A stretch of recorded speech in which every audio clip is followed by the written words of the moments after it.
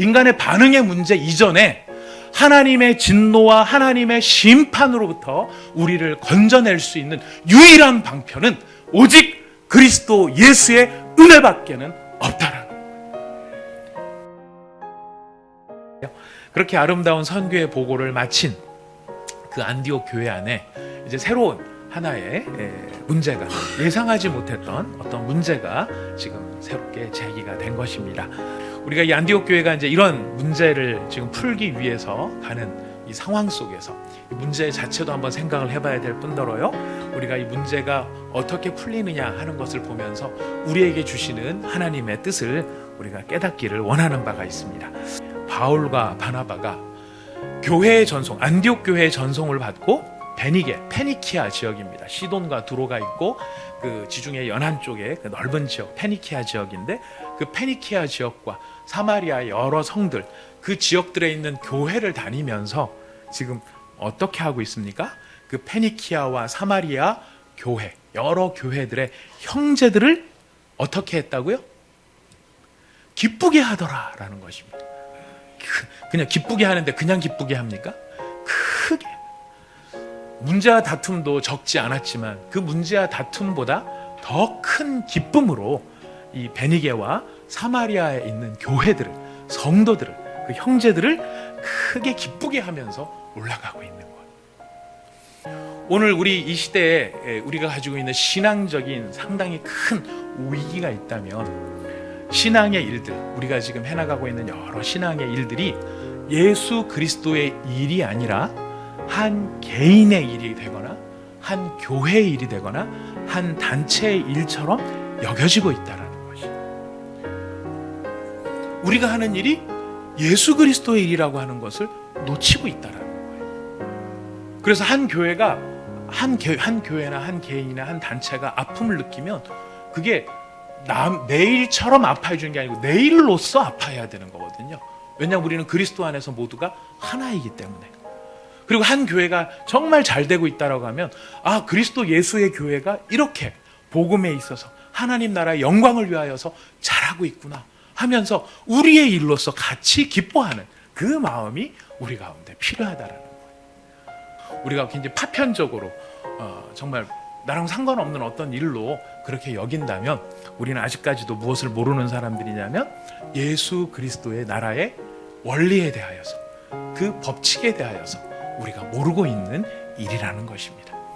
그래서 지금 이 교회, 지금 바울이 올라가면서 페니키아와 이 사마리아에 있는 교회들에게 이렇게 이렇게 선교 보고를 했었을 때, 하나님이 지금도 어떻게 일하고 계시는가를 알려줬을 때, 그들은 바울과 바나바가 대단한 일을 했네, 안디옥 교회가 엄청난 일을 했네, 그것이 아니라 어떤 고백을 했을까요? 예수 그리스도는 지금도 살아계시고 그의 영광과 그의 사역을 위하여서 변함없이 이렇게 일하고 계시는구나. 우리 예수님은 지금도 살아계시는구나. 이것으로 인하여 그들이 기뻐할 수 있었다는 것입니다. 우리에게도 이런 영적인 안목이 열릴 수 있기를 바라겠습니다. 그래서 다른 분들이 잘 되면 내일처럼 기뻐하는 게 아니고 뭐로 기뻐해야 된다고요? 내일로 기뻐해야 되는 거고요. 누군가가 어려운 일을 당하면 내일처럼 슬퍼하는 게 아니고 내일로, 나의 일로서 우리가 같이 애통해야 하는 그런 마음가짐이 교회 본질이고 교회의 정체성이다 하는 것을 생각해 볼 수 있습니다. 바로 이 예수님이 일하고 계신다는 것, 이것이 바울에게는 힘이었어요. 기쁨이었어요. 예수님께서 여전히 은혜로서 그 은혜를 베푸심으로 죄인이 돌아와 회개하고 하나님의 영광을 나타내신다라고 하는 이 예수님의 은혜가 바울과 바나바에게는 기쁨이었던 거예요. 그의 앞에 논쟁거리가 있고 그의 앞에 여러 가지 답답한 일이 있을지라도 바로 그 예수님으로 말미암아, 그 예수님이 변함없이 일하고 계신다는 것을 깨닫기 때문에 그는 기뻐할 수가 있었던 것입니다. 우리의 기쁨도 마찬가지입니다.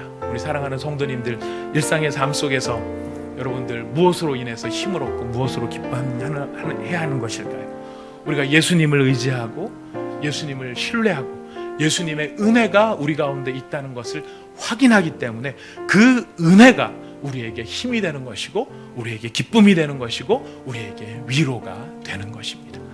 성도에게 있어서는 이 예수님의 은혜를 확인하는 것보다 더 중요한 것이 없어요. 다른 것이 아무리 잘 된다 할지라도 이 예수님의 은혜, 그 은혜가 우리 가운데 함께 계셔서 우리를 통치하시고 다스리시고 이 순간, 이 상황 속에서도 우리를 붙들고 계신다는 것을 확인하는 것, 이것이 성도가 갖는 능력의 비결이라는 것입니다. 아무리 예수를 그리스도로 구원자라고 믿었다 할지라도 뭐를 받지 않으면, 할례를 받지 않으면 뭐를 못 받는다? 구원을 못 받는다. 할례를 받지 않고 율법을 지키지 않으면 구원을 받을 수 없다라는 것입니다. 이게 왜 문제가 되는 것입니까? 예수를 믿고 난 다음에도 말씀을 지키고 할례까지는 아니더라도 말씀을 지키고 하는 건 굉장히 중요한 의미가 있을 텐데 왜 이게 문제가 되는 거죠? 이것을 지키지 않으면 뭐를 못 받는다고 하기 때문이에요? 구원을 못 받는다고 하기 때문이에요. 이야기는 무슨 이야기입니까? 예수 그리스도로 충분하지 않다라는 이야기예요. 이들이 제기하고 있는 문제가 왜 심각한 문제냐면 예수 그리스도만으로는 충분하지 않다라는 거예요. 뭐를 하기에는? 구원받기에는. 구원을 받으려면 예수를 그리스도로 모셨다 할지라도 뭐가 더 있어야 된다는 이야기입니까? 할례도 받아야 되고 율법도 지켜야, 그래야 구원을 받는 거지, 예수 그리스도를 믿는 그 믿음만 가지고는 안 된다라고 하는 이야기가 되는 것이에요. 여러분, 이거는 굉장히 심각한 문제가 돼요. 심각한 문제가 되는 거예요. 오늘날도 이런 주장을 하는 사람이 있을 수 있어요. 아무리 예수님을 그리스도로 믿는다 할지라도 뭐가 더 있어야 되느냐? 유대인들은 할례 받고 율법을 지키는 일이 있어야 된다라고 말을 해요. 어떤 사람들은요, 이런 주장을 하는 사람도 있어요. 아무리 예수님을 그리스도로 믿어도 특별한 신앙적 체험이 없다면 그는 구원받은 것으로 볼 수 없다라고 주장하는 것이 있어요. 너무 그걸 강하게 주장해갖고 이단 시비가 걸린 적도 있었죠. 자, 이야기는 명분이 어떻든 논리가 어떻든 다 합쳐면 결론은 뭐예요? 예수 그리스도로 충분하지 않다라는 거예요. 구원을 받기 위해서는 예수 그리스도로 충분하지 않다, 거기에 뭐를 더해야 된다, 이런 교리나 이런 계시나 이런 것도 있지만은요, 일반적으로 가장 널리 퍼져 있는 건 무엇인지 아십니까? 아무리 예수를 믿어도 착하게 살아야 된다. 근데 우리는 기억해야 됩니다. 지금 초대교회가 직면하고 있었던 이 논쟁은요, 이 논쟁은 향후 교회사에 2000년 동안 이어지는 교회의 역사 가운데 가장 중요한 신앙적 원리를 확증하는 자리예요. 그것은 무엇이냐면 하나님의 진노로부터 우리를 건져낼 것은 오직 그리스도 예수의 은혜밖에 없다라는 거예요. 우리의 회개가 조건이 되는 것도 아니에요. 왜냐하면 고넬료의 가정 같은 경우는 회개의 역사가 앞에 나타나지도 않거든요. 인간의 반응의 문제 이전에 하나님의 진노와 하나님의 심판으로부터 우리를 건져낼 수 있는 유일한 방편은 오직 그리스도 예수의 은혜밖에는 없다라는 거예요. 우리가 착하게 살아서 하나님의 심판을 면할 수 있을까요?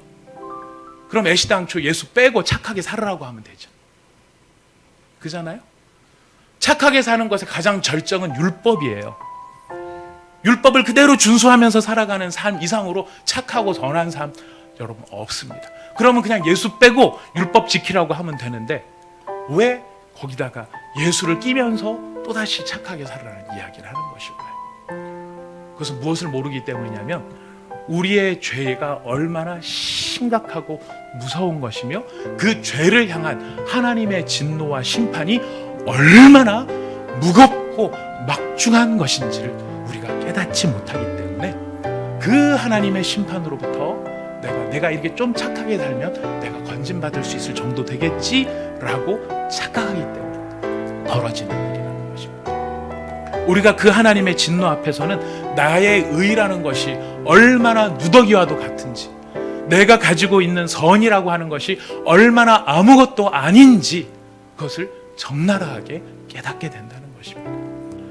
그 하나님의 엄청난 공의 앞에 바로 서본 자만이 인간이 가지고 있는 나의 의와 나의 선이 얼마나 보잘것없고 나를 건져낼 수 없고 나를 구원해낼 수 없는가 하는 것을 깨닫게 된다는 것입니다.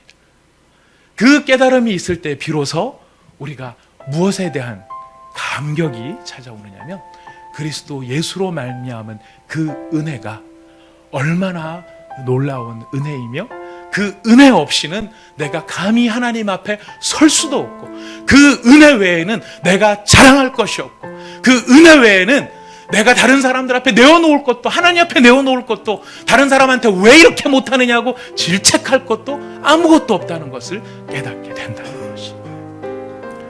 지금 바울과 바나바가 이 초대교회에 벌어진 문제에 대하여서 이렇게 간절함으로 나가는 것은, 정말 이렇게 심각하게 이야기할 수밖에 없는 것은, 하나님의 저주와 하나님의 심판과 하나님의 진노 앞에서 우리를 살게 할 수 있는 능력, 우리를 인도하게 되는 능력, 그것은 오직 누구의 은혜로만이라고요?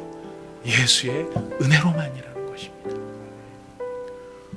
그렇기 때문에 모든 성도들이 날마다 확인하고 또 확인하고 또 확인해야 될 것은, 내가 은혜 아래 있는가라는 것이. 내가 은혜 아래 있는가? 내가 과연 하나님 예수 그리스도의 은혜 안에, 그 은혜 뒤에 있는가? 아니면 내가 무엇을 가지고 지금 내가 살아가고 있는가를 우리가 살펴볼 필요가 있다는 것입니다. 오늘 주일 예배의 자리에 나와 있는 사랑하는 성도 여러분, 우리가 하루를 살아가는 삶의 호흡도 그리스도 예수의 은혜로 말미암아 되어지는 일입니다. 우리가 하나님의 진노와 하나님의 심판으로부터 우리가 건짐을 받고 그 심판이 우리를 비껴가는 바로 그 이유는 우리에게 발라진 그리스도 예수의 보혈, 그 보혈을 흘려주신 그리스도 예수의 은혜 때문인 것입니다. 우리가 그 은혜를 생각하고 그 은혜를 다시 붙들고 우리의 마음이 그 은혜로 충만해지기를 우리가 소망하는, 그 소망이 우리가 가져야 될 마땅한 소망임을 고백합니다. 사도 바울과 이 바나바가 직면하고 있는 초대교회 이 모든 상황 속에서, 이게 남 얘기가 아니고 2000년 전에 예루살렘에서 벌어진 논쟁의 이야기가 아니라 바로 우리의 신앙과 관련된 이야기예요. 우리의 신앙에 다른 게 더 무엇인가 필요할 것인가? 우리의 믿음 속에 다른 무엇인가가 더 필요할 것인가? 내가 하나님 앞에 나갈 때 무엇을 가지고 나갈까? 미가의 고민이었죠. 천천된 수양이나 만만의 기름을 가지고 나갈까? 내 행위의 잘못을 인하여 내 아들의 피를 가지고 나갈까? 아니었죠. 오직 한 가지, 예수의 은혜였어요. 삶에 어려움이 있으십니까? 그렇습니다. 우리에겐 다 삶에 어려움이 있어요. 그 어려움이 쉬운 어려움입니까? 아니요. 세상에 쉬운 어려움은 없는 것 같아요.